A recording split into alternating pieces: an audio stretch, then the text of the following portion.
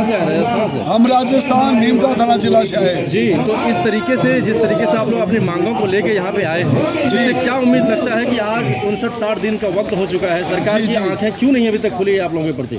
ये सरकार बुरा तो मना इसका गड़बड़ है कुछ, यानी कि कोई 270 में बच्चा पैदा होता है और कुछ एक औरतों के नाम बिल्कुल 13 महीने में बच्चा पैदा होता है। तो सरकार यह शायद 13 महीना होने लगती है मुझे, अभी 13 महीने बाद में बच्चा पैदा करेगी। 13 महीने में तो किसानों की बात भी सुन ली गई थी। जी हाँ, लेकिन क्या उसी का इंतजार कर रहे हैं आप लोग?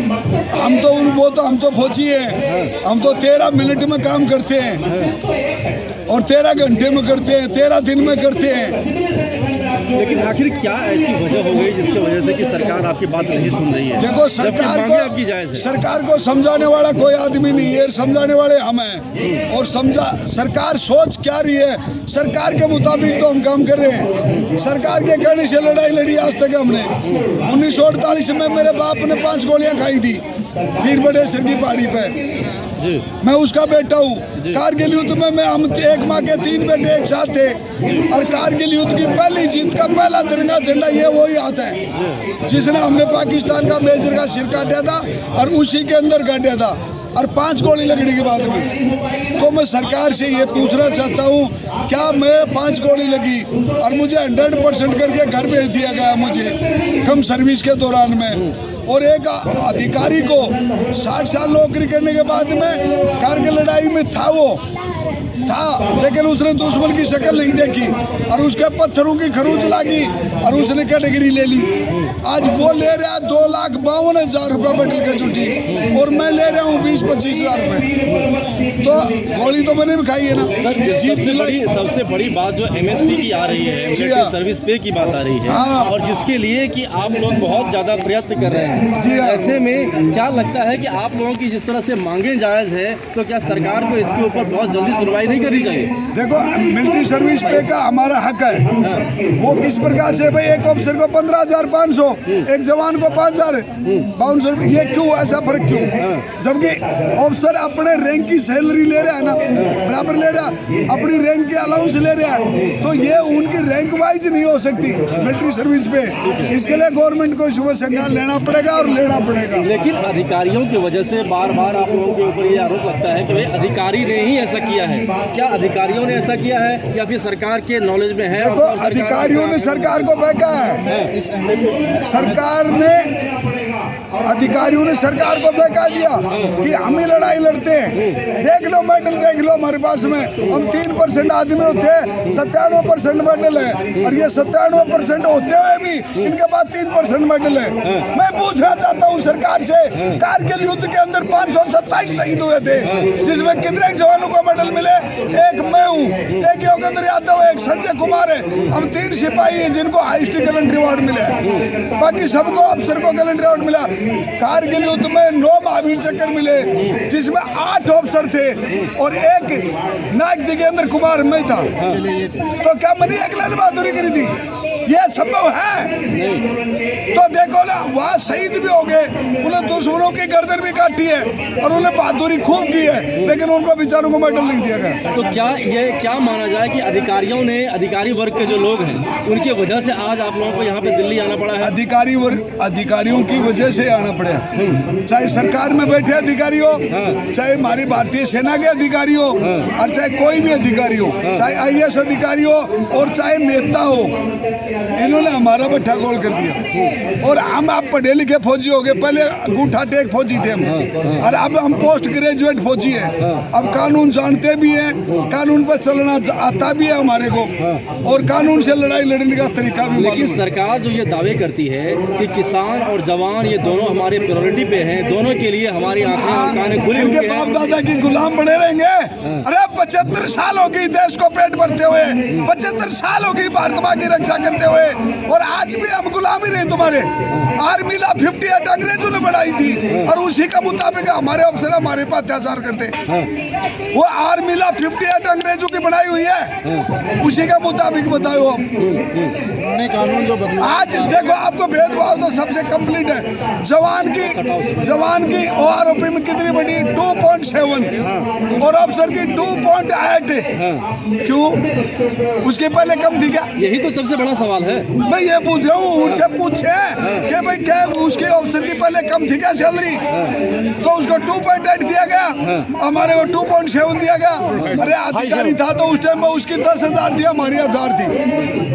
उसकी 10,000 से बढ़ी 2.7 बढ़ेगी तो उसकी बढ़ेगी, हमारी 1,000 तो 1,000 से बढ़ेगी। लेकिन इतना भेदभाव क्यों?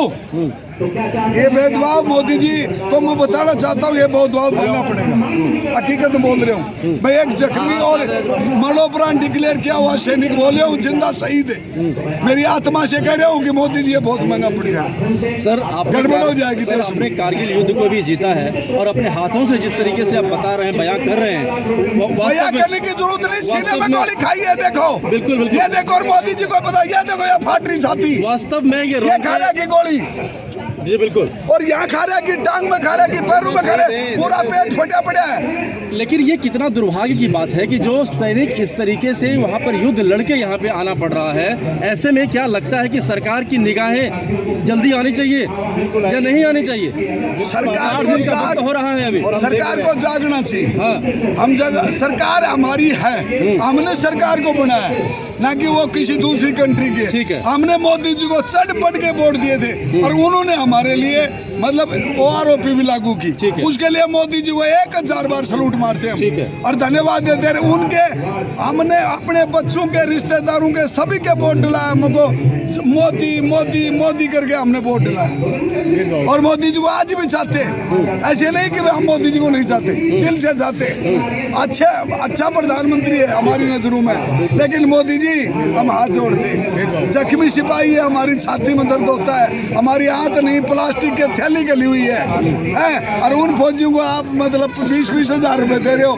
एक खाट पे पड़ा सैनिक आज 20 साल हो गई, कारगिल लड़ाई में रीढ़ की हड्डी में गोली लगी थी, वो 20 साल से खाट पे पड़ा है और उसको 20,000 रुपए दे रहे। हे भगवान, कितना अन्याय हो रहा है बताओ मुझे।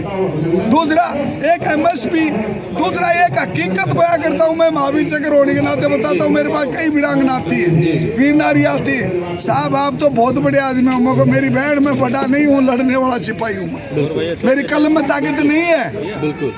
मैं कोई MP MLA नहीं हूँ, कलम में ताकत नहीं है। मेरी कलम में ताकत नहीं है। और हम कहना चाहते हैं कि जब बोर्ड बैठता है तो उसमें अधिकारी बैठते हैं। हमारा सिपाही, नायक, हवलदार, सूबेदार, मेजर, ये 6 आदमी तो बैठना चाहिए एक रैंक का। बिल्कुल बिल्कुल बैठना चाहिए कि नहीं? बिल्कुल। पे बोर्ड में हमारे 6 आदमी होंगे तो हम अपनी दास्तान बता सकते हैं ना। अगर भाई हमारी प्रॉब्लम है, सिपाही की सिपाही बता सकता है। मैं एक बात बोलता हूँ, जब झाड़ू वालों के आप मोदी जी पैर धो करके और उनका सम्मान कर सकता है जो देश की सफाई करते हैं। अरे मोदी जी हम तो बॉर्डर की सफाई करी, दुश्मन मार के। अरे टोटे के करिए, हम भी तो पैर भी नहीं धुआते। आप हमारे को तो आशीर्वाद दे दो कि आपको मेरे बच्चों, मेरे देश के सैनिकों, 15 अगस्त 26 जनवरी को मैं तुम्हारे बीच में जाता हूँ, तुम्हारे से प्यार करता हूँ। और हर फौजी के बीच में मोदी जी बोलता है I love you my Indian army. हम भी बोलते हैं मोदी जी आपको आई लव यू है हमारी तरफ से। लेकिन आई लव यू का जवाब आई लव यू में दो, आई हेट यू मत करो हमसे। आई हेट यू मत करो, बहुत ही सुंदर आप बात कर रहे हैं। लेकिन यहाँ पर एक बड़ा सवाल ये है कि जिस तरीके से आप लोग युद्ध को जीत के आए हुए हैं और ऐसे में जो जवान अभी हमारे बॉर्डर पे रक्षा कर रहे हैं देश की, उनको क्या मैसेज जा रहा होगा कि ऐसे हमारे जो पूर्व सैनिक रहे वो अपने हक को मांगने के लिए उनको रोड पे आना पड़ रहा है और हम यहाँ पर देश की सेवा कर रहे हैं, क्या कल को हमें भी जाना पड़ेगा रोड पर, तब हमें हक मिलेगा? देखो वो बंदा आज सोशल मीडिया है, हमारा जो मीडिया है ना देश का गोदी मीडिया, वो मेरे हजारों बार में इंटरव्यू लिया है। आपने कारगिल में क्या किया, कैसे जीत दिलाई, भारत की पहले जीत दिलाई, पहला तिरंगा झंडा गाड़ा। लेकिन आज जो मैं अकेला तो पहाड़ नहीं फोड़ सकता, मेरे साथ मेरी पूरी बटालियन थी ना। बिल्कुल। मेरी बटालियन ने काम किया था। मेरी बटालियन के मतलब 18 सैनिक शहीद हुए थे। बिल्कुल शहीद हुए थे ना।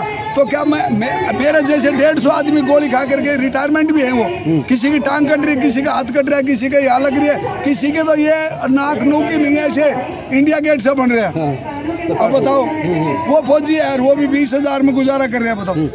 पर सबसे बड़ी दुख यह है कि हमें पैसे के लिए लड़ाई नहीं लड़ी मोदी जी, और ना आज लड़ रहे, लेकिन हमारे को फुद्दू बना रहा उसकी चिड़ है कि एक गधा तो खा रहा है और शेर भूखा मर रहा है, कि एक शेर तो भूखा मर रहा है और एक गिद्धड़ रावण को शिकार कर रहा है। बोलो दुख इस बात का है। हमारे को पैसे नहीं चाहिए, फ्री कर देंगे हम पेंशन, पूरा देश के फौजी फ्री कर सकते, हमारे को नहीं चाहिए। लेकिन कुत्ता तो ना बोलो शेर की शिकार, शेर तो भूखा बैठा है और कुत्ता ना बोलो बड़ी वो खा रहा है। लेकिन ये बड़ा सवाल ये है कि आखिर कब तक आप लोग यहाँ पे बैठे रहेंगे, ये बताओ। जब तक हमारी मांगे पूरी नहीं होंगी। जो बना सकता है, जो बना सकता है ना, जो समानता है, सुनो सुनो, जो बना सकता है वो बिगाड़ भी सकता है जी। जैसे हम 45 लाख फौजी हैं, आज मोदी जी को एक छोटी सी हिंट दे के जा रहा हूँ मैं, और किसी पार्टी के नेता ने तो रैली काटी थी भारत जोड़ो, और हम सिर्फ एक ही रैली काटेंगे कि फौजी जोड़ो, फौजी जोड़ो, फौजी जोड़ो। 45 लाख फौजी, 90 लाख माँ बाप उनके हैं, और 45 लाख फौजन उनकी पत्नी, और 2 बच्चे और 2 बहू हैं। हम 5.5 करोड़ हैं, 5.5 करोड़। आपका पार्टी का एजेंट नहीं बैठने देंगे, माँ कसम ये वादा करता हूँ। तो क्या माना जाए कि 2024 में वोट की चोट होगी? वोट की चोट होगी अगर हमारे को दे दिया, अगर हमारे को दे दिया, हमारी मांगे मान ली गई, अगर हमारी मांगे कर्नाटका से शुरू हो रहा है, हमारी मांगे मान ली गई तो हम आपके साथ में देश के अच्छे नागरिकों की तरह हम अपना फर्ज निभाएंगे। हमारी बात है MSP, विधवा पेंशन और बैटल कैजुअल्टी जो डिसेबिलिटी पेंशन है ना, वो बराबर दी जाए ना, तो हमें मोदी जी का सिर माथे पर तन मन धन से साथ देंगे, ये वादा है मेरा। मैं अपने भारत के फौजियों को, मेरे से सब प्यार करते हैं। मैं कारगिल युद्ध का महावीर चक्र जिंदा आदमी हूँ, ताकि ये मेडल मरणोपरांत मिलता है। जी जी जी बिल्कुल सर। इसी में एक बड़ा सवाल ये निकल के आता है कि जिस तरीके से किसान आंदोलन 13 महीने तक चला और अंत में जब उत्तर प्रदेश का चुनाव समीप था तो सरकार को आके कहना पड़ा कि हमसे एक बहुत बड़ी गलती हो गई, हमने किसानों को समझा नहीं पाया और उनकी मांगों को हम पूरा करते हैं, लेकिन अभी तक उनकी मांगें पूरी नहीं हुई है, सिर्फ आश्वासन मिला है उनको। तो क्या आपको ऐसा लगता है कि 2024 तक आप लोगों को भी सिर्फ आश्वासन पे ही काम चलेगा? देखो, उनसे तो मनवाने के लिए आई थी ना सरकार किसानों के पास में, हमारे पास तो आई भी कोई नहीं। 13 महीने 59 दिन में सरकार का कोई नुमाइंदा आया ही नहीं कि तुम्हारी मांगे क्या है। कोई रह पाया अरे भाई फौजी तू रो रहा क्यों है? दूध चाहिए कि रोटी चाहिए, क्या चाहिए तेरे को? माँ बच्चा रोता है, जब माँ भी बोलती है बेटा क्या खिलाऊं तेरे को, तो वो बोलता मम्मी मुझे दूध में गुजारा कर लूंगा, मुझे घी नहीं चाहिए। तो मैं कहना चाहता हूँ सरकार का कोई भी नुमाइंदा हमारे पास नहीं आया, अब नहीं आया तो 2024 में आएंगे। मेरे ग्रामवासियों, फौजी और किसानों जूत देंगा उड़े कहेगा तू हम जंतर मंतर पे बैठे थे, जब तू को नहीं आप क्यों आया वोट लेने के लिए? लेकिन वोटों क्या कहेंगे हमें? सर वोटों की राजनीति और लोग लुभावन वादे करके चुनाव तो जीत जाते हैं पार्टियां, लेकिन फिर उनको देखने के लिए कोई नहीं आता। वो ना जीत बाजा में इतने फौजी 45 लाख जहाँ भी मीटिंग होगी वो अपना झंडा लेकर खड़े हो जाएंगे। वो बोलेगा भाई और बहनों कहते चुप नीचे जा, हमारा पूंजड़ पाड़ लेना। फिर जब गुंडे बदमाश जो 150 मर्डर करते हैं उनका इलाज बहुत देर में होता है, तो जवाबदार कौन है? जो आदमी 150 मर्डर कर दिया MLMP बन गया इस देश में, और फिर भी उसके बारे में ऐसे बोलते हैं लोग क्या कि यार ये तो गलत हुआ इसके साथ में। अरे जब सबसे पहले उसने मर्डर कराया था वो थानेदार कहाँ है? और थानेदार ने फायर दर्ज कर कोर्ट में पेश कराया तो वो कोर्ट का जज कहाँ है?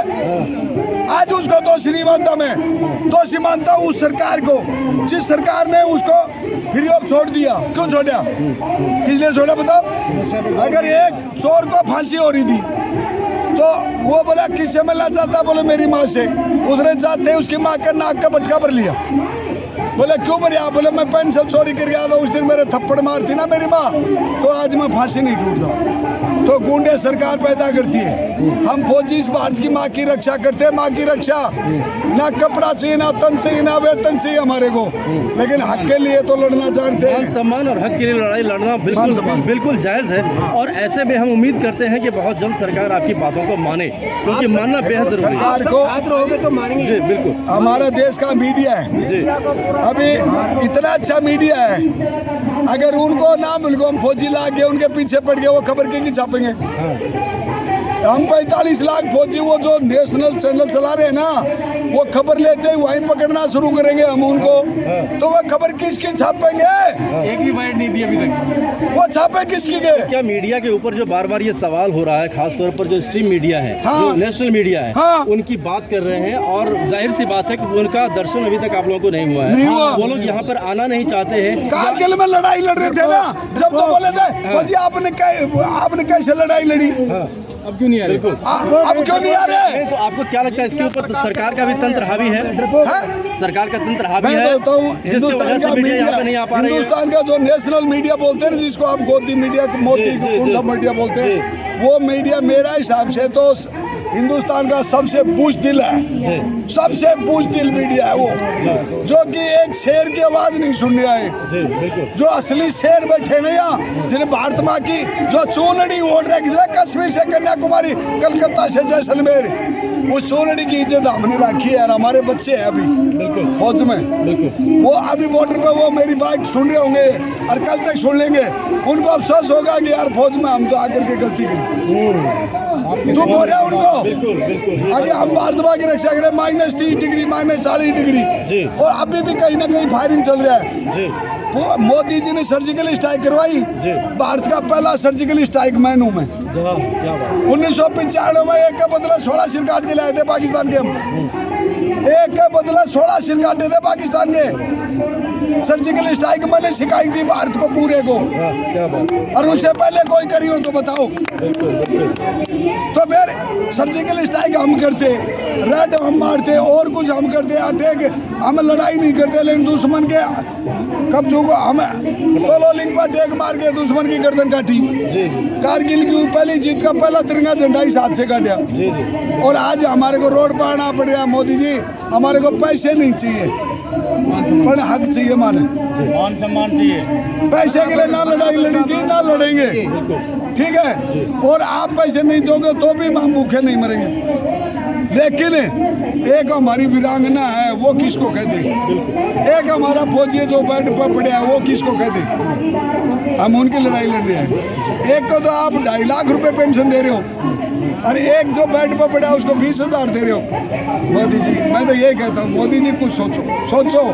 समानता की लड़ाई, आप देश के सबसे बड़े चौकीदार हैं। बहुत ही बड़ा भेदभाव पहले से आ रखा है, और के बीच में, ठीक है, ये भेदभाव नहीं होना चाहिए। सर, ये चीज़ें साहब ने एक चीज़ नहीं बताई, उन्होंने दिया है लेकिन अंधेरे में रह करके दिया है। कैसे दिया है? क्या इनको 20,000, क्या एक अफसर को 78,000 रुपए, क्या 62,000 रुपए, क्या वो ज़्यादा जख्मी हुआ है? एक्चुअल लड़ाई एक जवान से लेकर एक सूबेदार तक लड़ता है, ये पीछे रहने वाले लोग हैं, और इन्होंने हमारा हक खाया है। आप क्लियर कट बात है। आप मान के चलो, ग्राउंड में अगर जाकर देखता, मेरी 30 साल की नौकरी है, ग्राउंड में एक सिपाही से लेकर सूबेदार तक, जब ये लोग एक्चुअल लड़ाई होती है तो बोले साहब आप ही कर्नल हो, आप ये पीछे बैठे रहते हैं। अरे इनको तो तनाव MSP 15,000, और जो एक्चुअल ग्राउंड में हकदार है उसको 5,000। जबकि ये कौन सी है? जबकि ये 1 रैंक 1 पेंशन सिर्फ छोटे कर्मचारी जैसी हमारे लिए लागू थी, और इसमें अधिकारियों का कोई मतलब नहीं था। लेकिन अधिकारियों ने ही मैं बताना चाहता हूँ, एक सेकंड साहब, जब मैं बताना चाहता हूँ कि भाई अग्निवीर कहाँ से ले आए, ये विदेश की नीति है ना। विदेशों में कोई भी फौजी डायरेक्ट भर्ती नहीं होता, उसको जबरदस्ती भर्ती करना पड़ता है, और हमारे देश में एक ही वैकेंसी होता है, 1 लाख जवान आ जाते हैं, वॉलंटियर आते हैं, हमारे सारे के सारे जवान भर्ती होने के लिए आते हैं कि हम देश की सेवा करें। तो यहाँ अग्निवीर की जरूरत नहीं थी, तो अग्निवीर योजना विदेशी लागू कर दी, तो MSP भी तो विदेशी है। मिलिट्री सर्विस वहाँ US से अमेरिका, कनाडा, रूस, जापान, इंग्लैंड, थाईलैंड, हमने भी उन फौजियों के साथ सही तो अभ्यास किया है। चलिए एक बात मुझे बताइए, आपने अग्निवीर का बहुत ही सुंदर बात छेड़ा है, तो जिस तरीके से आप लोगों की ट्रेनिंग हुई है, जी हाँ, वर्षों लग जाते हैं ट्रेनिंग करने में, और यहाँ पर अग्निवीर सिर्फ 4 से 5 साल के अंदर ही रिटायर होके चले आते हैं, तो क्या इनके भरोसे देश रखा जा सकता है? बिल्कुल मेरे हिसाब से तो जीरो। मैं बताता हूँ, हमारा बच्चा है, उसको ज्ञान नहीं होता, हम उसको पहले गुडलिया चलाते। सुनो, मेरे को मोदी जी 9 महीने से 270 दिन से पहले बच्चा पैदा करके दिखा दो, हर समय पे लगेगा, हर एक पेड़ पे समय पे लगेगा ना, बगैर समय नहीं लगा। ऐसे ही भारतीय सेना का फर्क जो तैयार होता है ना, वो कम से कम 10 साल में तैयार होता है। 10 साल में जवान एक अपना जजमेंट लेने वाला, लड़ाई लड़ने वाला। मैं कारगिल युद्ध में था तो मेरी 14 साल नौकरी थी, जिसमें मेरा कमांडो, कराटे और पीटी और मेरे 7 कोर्स हाई ग्रेडिंग थे, और मैं लड़ के छोटे छोटे ऑपरेशन श्रीलंका में लड़ाई लड़ी, कंबोडिया में लड़ी, या लड़ी, मतलब कुपवाड़ा में लड़ी, कई जगह मैंने लड़ाई लड़ी, हजरतबल में लड़ाई लड़ी। तो लड़ाई का तजुर्बा हुआ। जब कारगिल की पहली जीत का पहला तिरंगा झंडा इस हाथ में भगवान ने भेज दिया। लेकिन सर, सरकार इतना बड़ा निर्णय जो लिया है, ये अग्निवीर को लेकर के जो इतना बड़ा निर्णय है, और इसमें बड़ी संख्या में युवा जो भर्ती होने के लिए चाहते हैं, जाना चाहते हैं, तो इससे हमारा देश कमजोर नहीं हो रहा है? सुरक्षा के दृष्टिकोण से हमारा देश कमजोर ही हो रहा है। लेकिन जब उस दिन ये निर्णय लेने वाले उस दिन नहीं होंगे, जिस दिन खांडा खुड़केगा ना, जो अग्निवीर बनाने वाले ऊपर होंगे, ये भाड़े के सही नहीं कहेंगे। समझिए मेरी बात को। और ये बात ये कि अग्निवीर बनाया किसने है, उसमें एक भी फौजी से पूछा, अगर ऐसी प्लान के किसी फौजी से पूछा, जो फौज की ABCD नहीं जानता वो अग्निवीर लागू कर दिया। वाह भाई देश। जो मतलब शिक्षा मंत्री वो है जो इंजेक्शन लगाना नहीं जानता, कृषि मंत्री वो है जिसको ना बिल्कुल ये नहीं पता गेहूं का पेड़ होता है, दरखत होता है, नहीं देश का भला कैसे होगा। डिफेंस मिनिस्टर वो आदमी है जिसने कभी भी परेड नहीं करी, फौज की ABCD नहीं जाने, उसको ये नहीं बेरा कि GD सिपाही किसे कहते हैं। तो फिर क्या समझा जाए कि ये सारा का सारा तंत्र ही गलत तरीके से काम कर रहे हैं? अब पहले तो एक दो ही काम कर रहा है तंत्र। देखो, काम जो कर रहे हैं ना, हम ये नहीं कहते मोदी जी काम नहीं करे, मोदी जी काम कर रहे हैं, लेकिन बाकी नहीं कर रहे कोई इसके नीचे। दूसरी बात ये है, हम फौजी हैं, साफ सुथरी बात है, हमारी कोई पार्टी नहीं है, कोई BJP नहीं, कोई कांग्रेस, जो अच्छा आदमी है वो हमारा। अरे अभी के बाद में अगर हमारी बातें नहीं मानी तो अच्छा आदमी हमारा फौजी होगा, फौजी लड़ेगा चुनाव और फौजी जीतेगा। और मैं चैलेंज करता हूँ, मैं डिस्ट्रिक्ट बोलता हूँ और गांव बोलता हूँ, और चाहे तड़के ही इंक्वायरी करवा लेना। झुंझुनू जिला के अंदर फर्स्ट वर्ल्ड वार के अंदर 1914 से 1919 बंटवार हुआ था, उसके अंदर 55,000 फौजी थे, तो अब कितने होंगे आइडिया लगा सकते हो। मैंने कल एक गांव से पूछा, एक गांव से फोन करा मेरा दोस्त, मैं को सर चाहे हिंदी के अंदर बोल रहा हूँ, बोले हाँ भाई हिंदी के अंदर साहब बोलो। मैं आपके गांव में एक्सपीरियंस में फौजी कितने हैं, बोलो 600-700। मैं घर कितने हैं, बोलो 250। अब आप लगा लो झुंझुनू जिला के अंदर किसी भी पार्टी का एजेंट नहीं बैठने देंगे हम, रोहतक में नहीं बैठने देंगे, झाझर में नहीं बैठने देंगे, बिहाड़ी में नहीं बैठने देंगे, नागौर नहीं बैठने देंगे। सुनो मैं बता रहा ना, मैं पूरा सीकर, झुंझुनू, नागौर, जोधपुर, बाड़मेर, जैसलमेर, ये अर्चूरू, इनके मान तो हम एजेंट भी नहीं बैठने देंगे। और बोलो, और जयपुर, अलवर जयपुर। तो सर एक बार आप सही तरीके से बता दीजिए, सरकार को जो मांगे आपकी है वो तो आपने बता दिया, लेकिन सरकार से जो अनुरोध कर रहे हैं, आप विनती कर रहे हैं, क्या है मुख्य रूप से एक बार बताइए। देखो, सबसे पहले मेरी विनती है भारत सरकार से कि हमारी MSP बराबर दी जाए। मैं नहीं कहता कि हमारा 15,500 ही दो। आरोपी जो होती है ना, वो चाहे डिस्चार्ज पेंशन आओ, चाहे पूरी करके आओ, चाहे किसी कारण से आओ, मेडिकल से आओ, कैसे भी आओ, आरोपी सबको बराबर मिलनी चाहिए। आरोपी का मतलब तो यही हुआ ना, अगर आज नहीं दिया तो आने वाले 20 साल बाद में तो वो उसको कुछ भी नहीं मिलेगा। फिर बिल्कुल आरोपी उसको नहीं दी तो अनुपातिक 1 रैंक 1 पेंशन का मतलब क्या, आज से 50 साल पहले पेंशन आया, उसकी तो 600 रुपये में पेंशन आया था, आज मतलब 60,000 पेंशन है, तो फिर वो क्या हुआ। तो उसके बराबर होनी चाहिए कि नहीं? बिल्कुल होनी चाहिए। और मतलब 1 रैंक पेंशन का मतलब है कि आज भी बराबर, पहले भी बराबर होनी चाहिए, बिल्कुल राइट? तो वो मिलना चाहिए हमारे को एक तो। सभी जवान किसी भी कैटेगरी कोई भी हो उसको बराबर और आप ही मिलनी चाहिए। फिर दूसरा MSP, हम नहीं कहते कि हमारे 15,500 ही दो, 15,500 हिसाब है। 15,500 अफसर की है, हमारी 5200 है। तो हम ये नहीं कहते हमारे 15,500 दी जाए। वो जैसे बराबर दो। पूरी भारतीय सेना का चाहे जर्नल और चाहे सिपाही हो बराबर दो। उसको बराबर मिलना चाहिए। मिलिट्री के नाम से बराबर दे दो। मिलिट्री सर्विस पे बराबर होनी चाहिए, ये हमारा मुद्दा है। दूसरा बैटल कैजुअल्टी है। अगर एक हाथ मेरा कटा, मैं जवान हूँ, और एक अफसर का कटा है और उतना ही कटा है, उसको तो मिलते हैं 2,52,000 रुपये 100% के, और जवान को मिलते हैं 20-25 हजार रुपये। तो वो क्यों? आप तो बराबर कटा, रैंक की पेंशन भी बराबर ले रहा है। भाई कर्नल है, जनरल है तो उसका अपनी रैंक की पेंशन ले रहा है। वो सिपाही है, हौलदार है, नायक है, सूबेदार है, वो अपनी रैंक की पेंशन ले रहा है। तो बैटल कैजुअल्टी बराबर होनी चाहिए सर। और ये मैं कई वर्षों से, मेरे को 25 साल से मुद्दा उठा रहे हुए इस चीज़ कि भाई हाथ दर्द बराबर होता है, चोट का दर्द तो बराबर होता है, मानते हो इस चीज़ को? अफसर हो चाहे जवान हो, नहीं तो आने वाले भविष्य के अंदर जब भी कोई लड़ाई होगी तो मोदी साहब बहुत गड़बड़ हो जाएगी, बहुत ही गड़बड़ हो जाएगी, मैं दावे से कह रहा हूँ। क्यों कि जो जवान लड़ता है, चली जाएगी।